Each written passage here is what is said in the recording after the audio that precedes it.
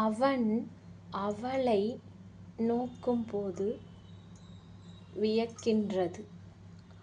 அவள் அவன் கண்ணை நோக்கும்போது வெட்கத்தில் வியப்படைகிறாள்.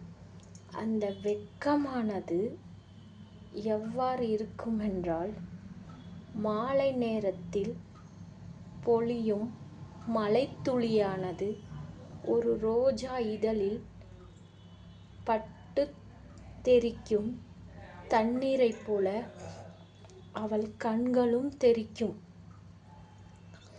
அந்த தெறிக்கும் நேரத்தில் அவள் வெட்கமானது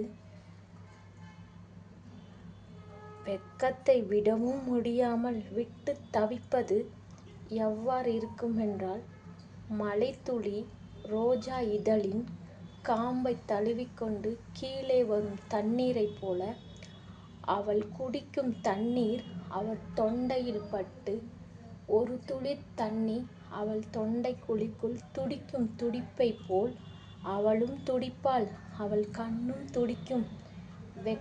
வெட்கத்தில் வெட்கமும் துடிக்கும்.